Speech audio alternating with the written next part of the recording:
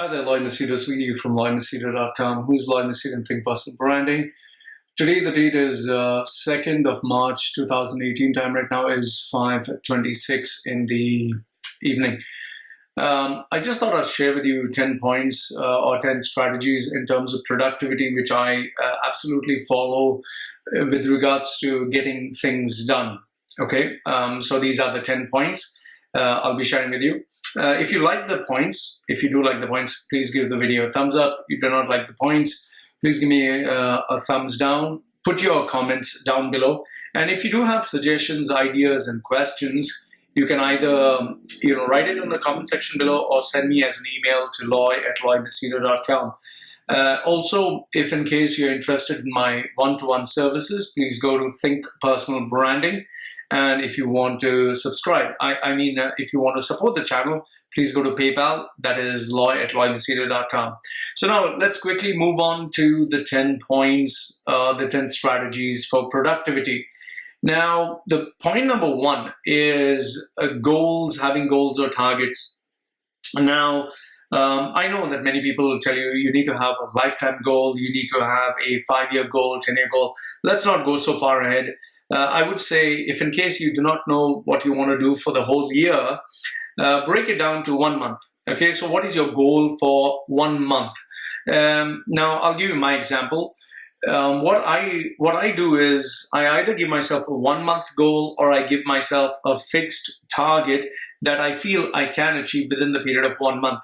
So right now, my target is to complete 100 articles on Medium, 100 videos on YouTube, say 50 articles on my website, and to get 2 clients. Now, I've given myself roughly around 3 months to do that. And yes, read 3 books, not 2, 3 books. Yeah. So, taking into factor all the other, ups and downs, going out, taking my wife to the hospital, meeting other people, having clients online. So I give myself a kind of a 3-month goal. Now, this 3-month goal is kind of divided into 3 months divided by 3, and I divide it into per week. And my per day target is roughly around putting 5 articles online. So I have a target, I have a goal that I've given myself.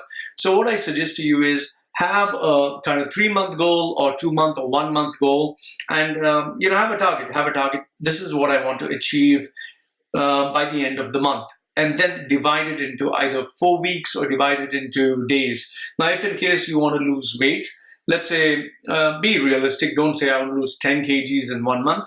Let's say your ideal weight is to lose 12 kgs in 1 year. So that is 1 kg per month.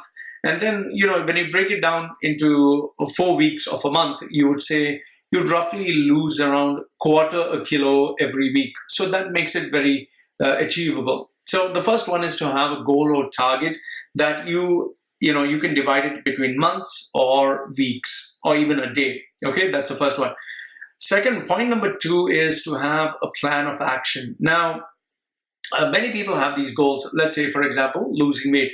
Now, I want to lose 12 kgs by the end of, let's say, 1 year. Now, what is your plan of action?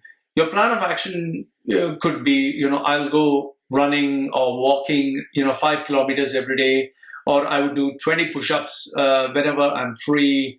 You need to have a plan of action. You need to have a plan of action. And added to not only the activities, you need to have supporting functions. Let's say, for example, in terms of losing weight, you would eat more of green leafy vegetables. You would not eat, let's say, fast foods. You would not drink soda or soft drinks.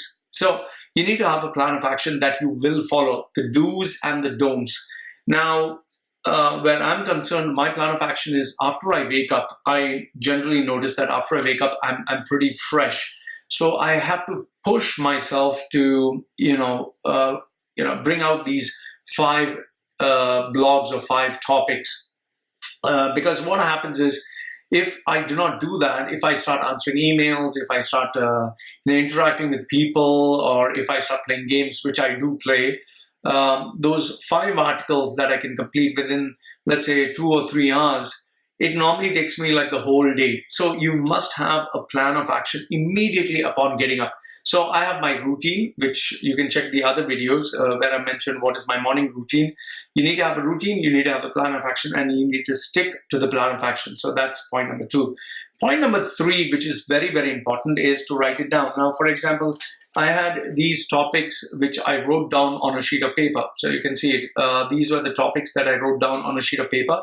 And what I did is I kept it for 2 days. I kept it right in front of me. So when I would sit down, my eyes would immediately go, okay, this is what I need to do. And 2 days ago, if you check my Facebook, I went to have food with my wife. I was actually feeling a little burnt out. So I went to have food and I asked the waiter, please give me a sheet of paper and give me a pen. Give me a sheet of paper and pen, and I started jotting down the articles that I put for Medium. And those of you who follow me in Medium know that I put these very 10 articles that I mentioned here, I put them on Medium. So spaced out 2 days, I had a plan of action. But the thing is, I had it written down. When you write your plan down, when you write your plan of action, you actually execute it. And I also had the idea to put up this video, and that is where I wrote down the 10 points. See, here they are. These 10 points are written here. You can see it, it's here. The first point was having a goal or target. The second one was have a plan of action. The third one is write it down. So I actually wrote down my script and I kept it here. So as I was writing the articles, I was mentally visualizing for the past 2 days how I would actually deliver this video. So point number 3 is write your plan down, okay? The point number 4, okay, point number 4 is you need to prioritize what you want to do. Now, there is either urgent or there is important. Now, urgent is, let's say, for example, a client tells me, Loy, I have $1,500 US. I need your service. Okay, now that is very, very urgent for me because the guy has money. I'll immediately say yes, even if it's $10, $5, $50, money is money. So immediately I say yes, okay? Because that brings in money. Obviously, it depends on how much money and how much time. If a guy says, I'll give $5 for the whole day, I say, no, thank you. But if it is like $25, just answer this email, fine, no problem. So that is urgent. Now, in terms of important, it is something like, okay, let's say, where's my book? My book is not here. Okay, yeah, 1 second. So my book that is here, right now I'm reading this book that is Mindset. You can see my notes are also here. So this book it's not urgent for me to read this book. It's Mindset by Carol Dweck. It's not urgent, but it's important because in the long run, this book will help me. In the long run, not now. So even if I read or don't read this book, I don't lose anything. However, reading this book adds value to my brand. So that's important. It's not urgent. So you need to balance out between urgent and important. Now, keep in mind, don't be a person who's always doing things in terms of urgency. Oh, someone called me, it's urgent. Oh, I have to answer this email. Oh, there's a notification. No, your life should not be always about, answering things urgently. Keep a balance between urgent and important. And one of the things that I do is, if you're part of my WhatsApp group, you would know this, that I don't answer all the messages immediately. I take my time because I have slots. Let's say 3 hours when I'm reading or when I'm doing something creative. I don't check my WhatsApp. I don't answer Facebook messages. I don't answer emails. So 3 hours or 5 hour slot. After I finish my work, only then I answer, okay? So you need to have time for yourself. That is important. And then you need to have stuff that is urgent, okay? So point number 4 is prioritize between urgent and important. Point number 5, if you can actually see, my room is kind of clean. You can't see my desk. But what I do is whenever I am doing work, there will be pens, there will be pieces of paper, there'll be wrappers of maybe a snack bar, there'll be a juice, there'll be carbonated water bottle, there'll be a glass of water, there will be sheets of paper. So it would be messy throughout the day. So what I tend to do is I declutter my desk. Okay, I declutter my desk. As I'm working, I take 2 breaks or 3 breaks in between. I also go and have a nap. So when I do get up, before I do get up, I clean up everything, I remove everything, and I keep everything in place. And what is not required, it's no longer there. So decluttering is a process whereby you keep everything in place, you keep everything tidy, and you keep only what is required. So let's say, for instance, now here, when I'm doing my work, I just need to focus on the screen. I don't have to focus on my smartphone. I don't have to focus on my iPad for playing games. So when I'm doing something urgent and important, now, even though I'll be honest, I keep my iPad here because I love playing dominations. Okay, I'm a part of a group that is connected all around the world, and I'm part of a team. So when they tell me attack, I always do attack. However, I don't keep it on. I don't keep it on. I keep it switched off, as in the sense that that notification will come, and it comes like once or twice a day. So I'm being honest with you. This is my addiction. Okay. But apart from that, everything else is switched off, so I can focus on my work, and that's as far as it goes. So you must declutter your desk. Apart from that, declutter even your computer. Like for example, your laptop. Does it have many things that you downloaded, that you have saved on your desktop, that is just cluttering everywhere? Clean it all up. Just keep one single folder, which is good enough. And anything and everything else which you download and which you say, just delete it off because it doesn't serve any purpose. Remember this. If you can watch this movie, Ants on a Shrimp. Ants on a Shrimp. It's an amazing movie of an award-winning chef who has won these multiple awards year after year after year. And what happens is, how does he get the award? What does he do actually to earn these awards? Why is there like a 2-year waiting period just to eat his delicious food? One of the things that really inspired me about this movie is, after, imagine it's a kitchen, they are cleaning.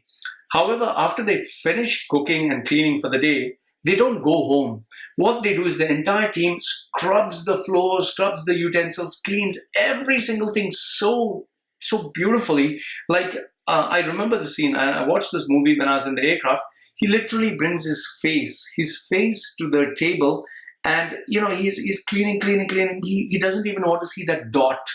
So he brings his eye to the table, and it's that clean. Even every spoon, like he takes the spoon, looks at it, he makes sure that it's shining. If a knife is not sharp enough, he'll throw it, buy a new knife. So, that high standards of cleanliness, of keeping everything in order. So it was so amazing, and that is why he's the world's best. So I tend to do the same thing. When I clean, I keep it so clean that, I literally feel, wow, this is like world class. This is like a 5-star. This is like the award-winning workstation, So decluttering is very important. Point number 6 is switch off all distractions. Now, I tell my wife when I'm doing my video, like if you actually look at it now, there is no noise. Okay, even though my wife is there, even though there are 2 dogs in the house, because I've told her that when I do my videos, there should be no noise, there should be no disturbance. Normally, my wife comes and sleeps here. She brings a reclining chair. She sits here with the dogs, and but now she'll not bring it because she knows I'm doing my work. So the smartphone is switched off, the iPad is switched off. All the distractions, everything else is switched off because I want to give 100% when I'm doing my video. So when you're doing your A-list goals or your important goals, like for example, when I'm reading this book, now mind you, I have ADHD, I keep getting distracted. So when I'm reading this book, what I do is I take this book to the toilet. I actually take it to the toilet, and my goal is to read, one chapter. Each chapter is roughly around 100 pages. Now you can see, this is chapter 7. Okay, let me just show you. This is chapter 7 that is here. I've kept the paper here. So I'm going to read from chapter 7 all the way to chapter 8. Now, chapter 7 is roughly 173. And chapter 8 goes up to, I'll tell you, it goes up to Changing Mindset Workshop. Okay, it's roughly around 212. So say roughly around 40 pages. Okay, now it's 40 pages. Now what I'd be doing is, you can see this, it's 40 pages. So I would be going to the toilet. I'd be taking this book, going to the toilet, and I'd sit down there. And until I finish reading the book, I don't leave the toilet. So that sense of sheesh, I need to get out of here fast. So I focus 100% and I read fast. So there's no disturbance. There's no phone. There's no notification. There's no computer. There's no tab open, nothing. So the point number 6 is switch off all distractions so that you can focus. Okay. Point number 7 is pretty important. I would say it is do it now. Now, what tends to happen is we tend to have this procrastination sickness where we'll only do the tasks that we enjoy. Let's say, for example, I enjoy playing a game. Okay, so I would always check the notification. Oh, whom should I attack, or what are the upgrades? I check that first. Let me be honest. I check that first. I check YouTube videos. Wow, which is the new video that has come up from the channels that I subscribe to. I like to check WhatsApp notifications. I like to check emails, Facebook, who has liked what. So these are the things that I like. Okay, so I check them first. However, when it comes to, okay, now reading a book, it is like, oh man, I need to read 40 pages, 50 pages. Then it's something like, oh, I need to go and do exercise, let's say being on the treadmill or going for a walk. Now, that is not so exciting. And then,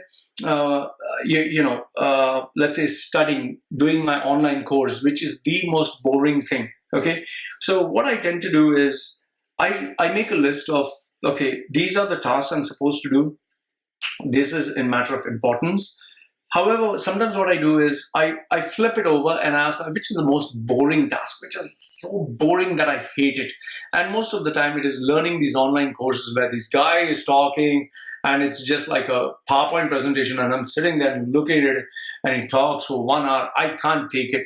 So what I do is I take that first. Sometimes I read a book first. Sometimes I take a task which I cannot stand because I just wanted to, get it over with. Like Brian Tracy says, eat the frog first, or like Stephen Covey says, first things first. Okay.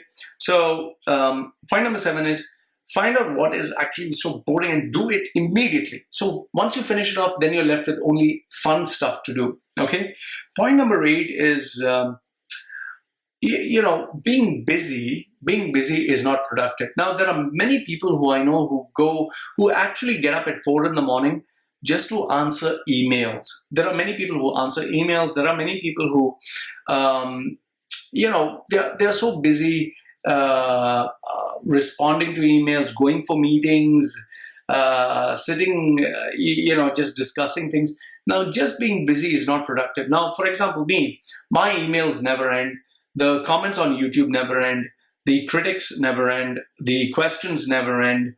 If I were to engage with people in arguments on Facebook or YouTube, it'll never end. And that is also part of my brand, but that does not bring in money. While on the other hand, if I were to, let's say, read a book, that adds value to my brand. If I, let's say, create a video like this, or I write an article, that adds value to my brand and that brings in me money. So I need to prioritize. So like Stephen Covey says, you take a jar and put the big rocks first, then the smaller rocks, then the smaller rocks, then the tiny rocks, then the pebbles, then the sand, and then the fine sand. Everything will settle in. But if you put the sand in first, and then the small pebbles, then the bigger rocks, then the real priority tasks, which really take the important aspects of your life, will not fit in. So what I tend to do is, instead of just being busy for the sake of being busy, just doing the tasks that make you happy, do the things that are very, very important. Okay. In my case, that is why I always focus on the clients who pay me money first. Okay. Because that is where, the real stuff is. Then everything else comes. So remember this one, just being busy is not called working. Be productive. Okay. That's very important. Number 9 is about being consistent. Now, many people, people ask me this, like when these YouTube forwards come of this boy who's very talented, or this boy has just got a job offer from Google or Microsoft. They say, wow, Lloyd, check him out.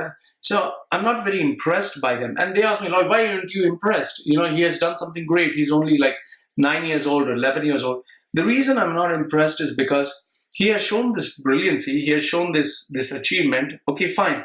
But what matters is not shining once, coming with a one-hit wonder. What is important is to be consistent. For me, being consistent is coming out with 5 articles every single day, coming out with a video every single day, coming out with something creative every single day. And I need to do this every day, day after day, 365 days a year, for years and years. It doesn't stop. So, it's like Gangnam Style. Gangnam Style was, wow, this one big hit, he got billions. After that, He just came out with one other hit, which nobody knows the name. And now nobody knows. Then this guy, PPAP, he came, everyone was talking of this apple, pineapple, and then he vanished again. So you have, if you are from the 80s, you remember Vanilla Ice, MC Hammer, Tony Braxton, all these guys, they came out with one hit and they vanished. But however, people like Michael Jackson, they kept coming with hit after hit after hit.